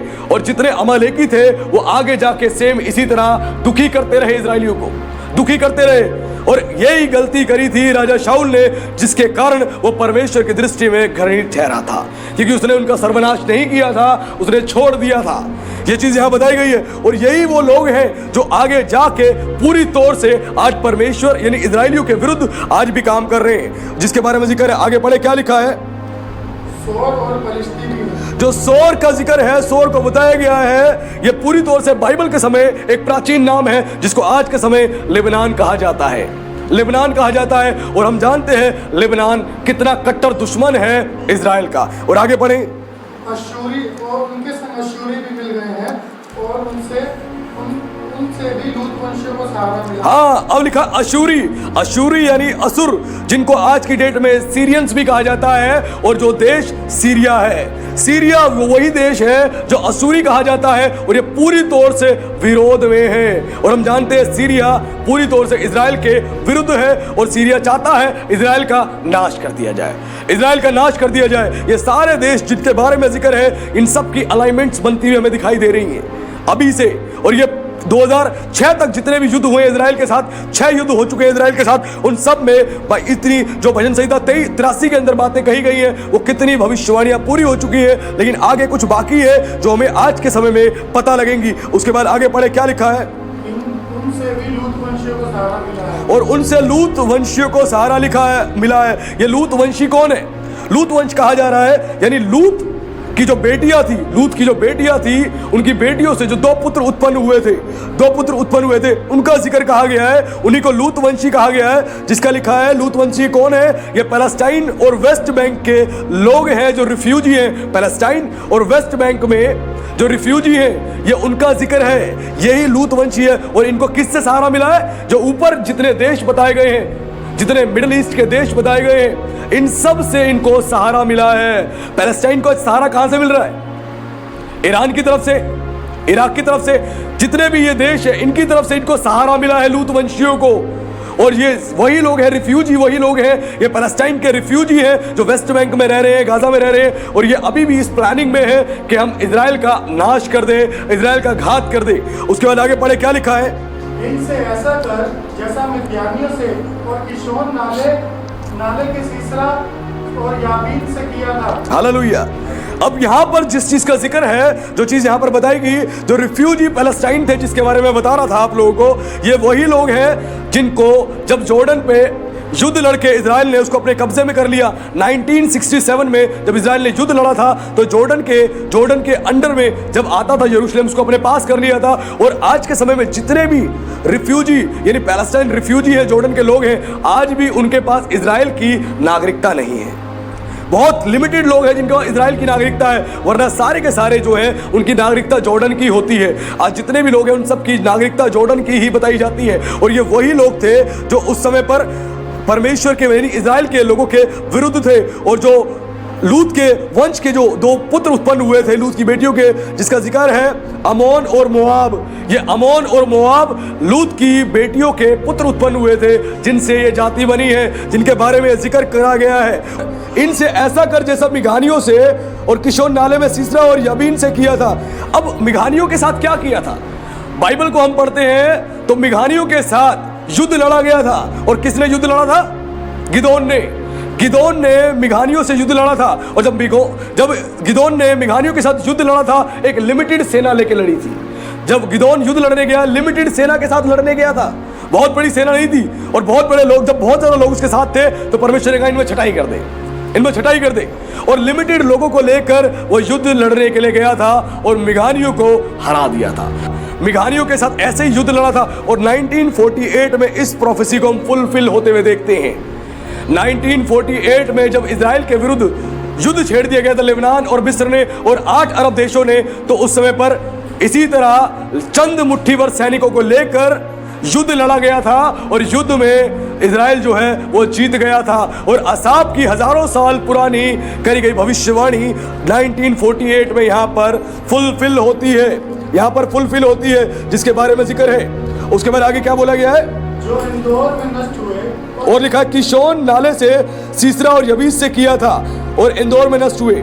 जो यहाँ पर जिक्र है, एक समय पर स्विस नहर के कारण एक युद्ध हुआ था इजराइल और मिस्र का 1956 में जो युद्ध हुआ था, ये स्विस नहर को लेकर हुआ था। और इस युद्ध में क्या हुआ था? इस युद्ध में जब मिस्र मिस्र जो है इजराइल के विरुद्ध आ गया था, उसके कारण कितने अरब देश थे वो मिस्र के फेवर में आ गए थे और इन्होंने मिलके जो है इजराइल के खिलाफ युद्ध छेड़ दिया था। और उस समय इस युद्ध को इजराइल जीत गया था। जिस बहती हुई नाली का नहर का जिक्र है वो इसी बारे में भविष्यवाणी जो है आसाफ ने हजारों साल पहले कर दी थी। और जब इस युद्ध को लड़ा इजराइल ने तो इजराइल यहाँ पर जयवंत हुआ। और आगे एक बात और इसमें जिक्र है, इसमें लिखा हुआ है जो इंदौर में नष्ट हुए। और इंदौर में जो नष्ट हुए थे वो क्या था, जब उस समय पर युद्ध हुआ था इन सारे देशों का, तो उस समय पर जब इस युद्ध को उसने लड़ा था, लड़ने के बाद क्या हुआ था, उसने बुरी तरीके से इनको हरा दिया था, बुरी तरीके से हरा दिया था और नाश कर दिया था। और क्या किया था उस समय, जितने सीरिया के लोग थे, क्योंकि उस समय जो युद्ध लड़ा था वो कहा जाता है गलोन का क्षेत्र था, वो गलोन का पहाड़ी वाला क्षेत्र था जिसको बासान का क्षेत्र भी कहते हैं। और वहीं पर युद्ध लड़ा था उसने और लड़के उनकी हालत खराब कर दी थी। लिखा है इंदौर में नष्ट हुए। और जैसे इंदौर में नष्ट हुए, बताया जाता है जब वो युद्ध हुआ था तो पहाड़ों पर लाशें पड़ी हुई थी, भर भर के लाशें पड़ी हुई थी। इजराइल ने जब युद्ध लड़ा था, युद्ध में जितने लोग थे मिस्र के और जितने अरब कंट्री के लोग इसमें शामिल हुए थे, उस समय इजराइल ने सबका सफाया कर दिया था, ऐसे नष्ट किया था। और इसका जिक्र जो है आसाफ ने इस भविष्यवाणी में हजारों साल पहले ही बता दिया। उसके बाद आगे पढ़े क्या लिखा है 11 में, इनके रईसों और ओरेब और जायब सरीके और इनके सब प्रधानों को जेबे और सलमुन्ना के समान कर दे। जिसने कहा था हम परमेश्वर की चराइयों के अधिकारी आप ही हो जाएंगे। हालेलुया। अब यहां से एक नई चीज आपको समझ आती है जिसमें लिखा है कि इनके रईसों को ओरेब और जयब सरीखे और इनके सब प्रधानों को जेबा और सुलमा के समान कर दे। तो यहां पर जो दो नाम बताए गए हैं, पहला नाम बताया गया यहां पर ओरेब, ओरेब नाम बताया गया। ओरेब नाम का हिब्रू भाषा में यहां ओरेब नाम है जिसका मतलब है कौआ, जिसका मतलब है कौआ। और दूसरा नाम जो यहां पर बताया गया है वो क्या है, जायब। जायब का मतलब है भेड़िया, जायब का नाम है भेड़िया। और यही चीज जो है ये दोनों आप जानकर हैरान हो जाओगे, 1982 में जो लेबनान के साथ इजराइल का युद्ध हुआ, इस युद्ध में दो ही संगठन थे और दोनों इन संगठनों के यही सिंबल्स थे, यही साइन थे जो यहाँ पे आसाफ ने बताया है। और वो संगठन था Palestine Liberation Organisation, Palestine Liberation Organisation, और दूसरा था अबू निदाल ऑर्गेनाइजेशन। ये दो ही संगठन थे जिन्होंने मिलकर लेबनान की तरफ से आक्रामक हमले किए थे इजराइल के ऊपर। और इजराइल ने इस हमलों का जवाब दिया था और इनका नाश कर दिया था। ये क्लियर यहाँ पे जिक्र है। और आज के समय में भी हम देख रहे हैं कि आतंकवादी हमले हमास की तरफ से इसी प्रकार किए जा रहे हैं। और यहाँ क्या बोला गया है, उनका ऐसे नाश कर दे जैसे तूने कहां पे किया था, जयाब सरीखे और इनके सब प्रधानों के जेबा और सुलमा के समान कर दे। तो जैसा तूने उस समय इनको जवाब दिया था, नाश कर दिया था, वैसा ही तू इनके साथ कर दे। और सेम इसी तरीके से दूसरा युद्ध हुआ था इजराइल का लेबनान के साथ, दूसरा युद्ध हुआ था 2006 में लेबनान के साथ। और जब ये युद्ध हुआ इजराइल का, इस युद्ध में उसने बहुत बुरी तरीके से इनको फिर से हरा दिया और फिर से इनका बुरा हाल कर दिया। क्योंकि लेबनान इसीलिए आज भी इजराइल के साथ उसका कट्टर दुश्मन है और इस दुश्मनी को वो वहीं से चलती हुई आ रही है, क्योंकि बाइबल में लिखी हुई सारी बातें और हम देख रहे हैं अलाइनमेंट्स ऐसे ही बन रहा था उस समय। अब 2006 से आगे की बात आती है, अब आती है आगे की बात जिसका हम जिक्र पढ़ने जा रहे हैं, जिसके बारे में पढ़ के आपको पता लग जाएगा ये युद्ध किस रूप में आगे जा सकता है और क्या इस युद्ध का साइन है कि ये युद्ध थर्ड वर्ल्ड वॉर के ट्रिगर को दबा देगा, जिसके बारे में हम पढ़े आगे।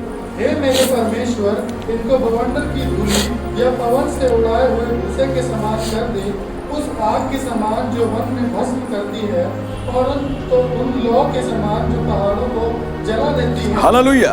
अब यहाँ पर जो साइन बताए गए हैं, ये जो घटना बताई गई है, ये 2006 के बाद एक नई चीज बताई जा रही है इजराइल के दुश्मनों के विरुद्ध में।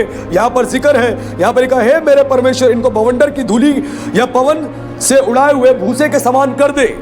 लिखा है परमेश्वर इनको बवंडर की धूली या पवन से उड़ाए हुए भूसे के समान कर दे। और आज के समय में इस भविष्यवाणी को हम गाजा में पूरी होते हुए देख रहे हैं, इस भविष्यवाणी को गाजा में पूरी होते हुए देख रहे हैं। इजराइल की वायुसेना ने हो सकता है असाप यहां पर इजराइल की वायुसेना का जिक्र कर रहा हो, बवंडर के समान, जो आकाश में बवंडर के समान आई। उसने क्या कर, उसको बवंडर की धूली या पवन के उड़ाए हुए के भूसे के समान कर दे। और परमेश्वर के वचन के अनुसार यह भविष्यवाणी यहां पर पूरी हुई है। उसके बाद आगे पढ़े क्या लिखा है, और लिखा है और आग के समान जो वन को भस्म करती है, उस लोक के समान जो पहाड़ों को जला देती है। और आज के समय में गाजा में सेम यही चीज हम पूरी होते हुए देख रहे हैं। सेम यही चीज पूरी होते हुए देख रहे हैं।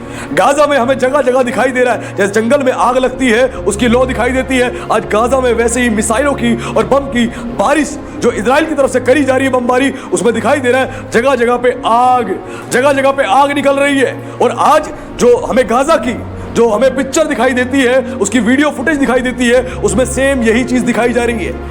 आग निकल रही है, गाजा से आग निकल रही है, वही चीज यहां बताई गई है। उसके बाद लिखा है तू इन्हें अपनी आंधी से भगा दे और अपने बवंडर से घबरा दे। यानी तू अपनी आंधी से इनको भगा दे और अपने बवंडर से घबरा दे। यानी आज इजराइल की वायु सेना के द्वारा ही भयंकर रूप से, विकराल रूप से गाजा की तबाही होगी, गाजा की तबाही होगी, क्योंकि वायु सेना के द्वारा ही गाजा में तबाही मची है। इजराइल की वायु सेना के द्वारा ही गाजा में तबाही मची है। और आसाप ने यही भविष्यवाणी यहां पर प्रस्तुत की थी। उसके बाद लिखा है इनके मुंह को अति लज्जित कर कि यहोवा ये तेरे नाम को ढूंढे। और इनके लिखा है मुंह को अति लज्जित कर कि यहोवा तेरे नाम को ढूंढे। यानी इनको युद्ध में तू परमेश्वर ऐसा हरा दे कि इनके मुंह जो है लज्जित हो जाए और ये तुझे ढूंढे, ये जान ले कि तू ही सच्चा परमेश्वर है, तू ही यहोवा रब्बी है, तेरे अलावा कोई और नहीं है। वो इस बात को जान जाए। उसके बाद आगे क्या लिखा है, पढ़े। ये सदा के लिए लज्जित और घबराए रहे, उनके मुंह काले हो और इनका नाश हो जाए, जिससे ये जान ले कि केवल तू जिसका नाम यहोवा है सारी पृथ्वी के ऊपर परम प्रधान है। हालेलुया। ये बाइबल की प्रोफेसी रिवील करती है इस युद्ध का क्या अंतिम रिजल्ट आने वाला है। यहां लिखा है ये सदा के लिए लज्जित और घबराए रहे, इनके मुंह काले हो और इनका नाश हो जाए। ये सदा के लिए लज्जित हो और ये घबराए और उनका मुंह क्या हो, काले हो जाए, जिससे यह जान ले केवल तू ही जिसका नाम यहोवा है सारी पृथ्वी के ऊपर परम प्रधान है।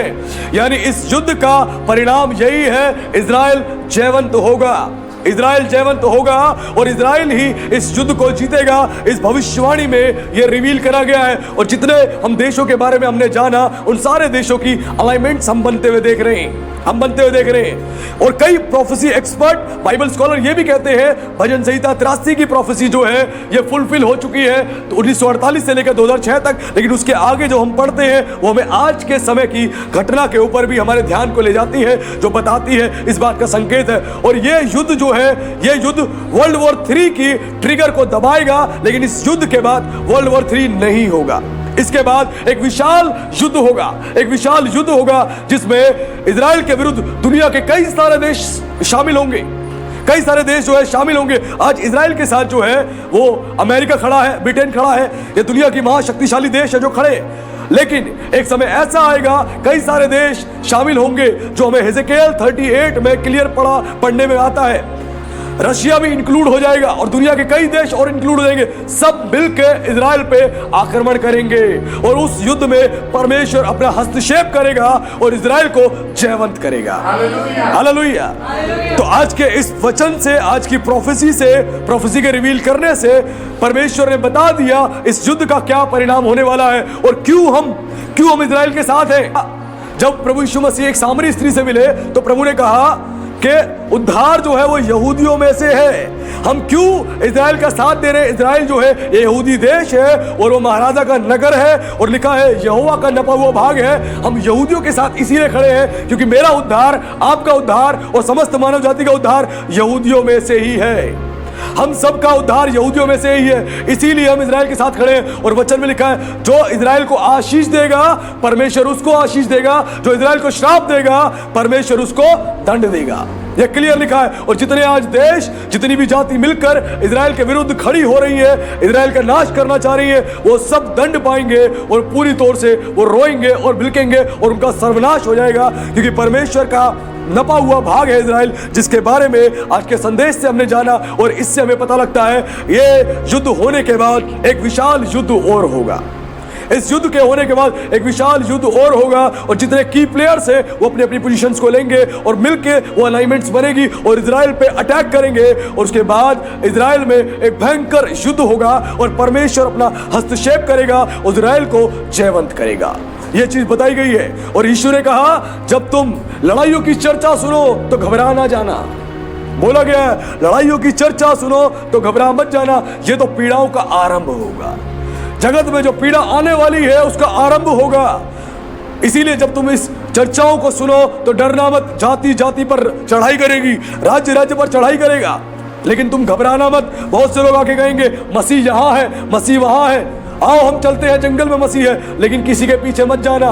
लिखा है चुने हुओं को भी भरमा देंगे। झूठे भविष्यवक्ता, झूठे प्रचारक लोगों को भरमा देंगे। आज जितने झूठे भविष्यवक्ता हैं पूरी दुनिया में और जिनके पास एक बहुत बड़ी भीड़ है उनकी कलीसिया में, वो उनको भरमा देंगे, उनको डाइल्यूट कर देंगे और वो एंटी क्राइस्ट के विषय में कहेंगे ये ही मसीहा है, चलो इसके पास। वो ही भरमा देंगे, आओ मसीहा यहाँ है, चलो उसके पास। और पूरी भीड़ की भीड़ जो बाइबल नहीं पढ़ती है, वचन को नहीं पढ़ते हैं, वो सारी कलीसिया उनके पीछे पीछे जाएंगी और अंधा अंधे को क्या मार्ग दिखा सकता है? दोनों गड्ढे में गिरेंगे और वो पास्टर भी वो कलीसिया भी दोनों नरक में चली जाएंगी, परमेश्वर के दंड को भोगेंगी।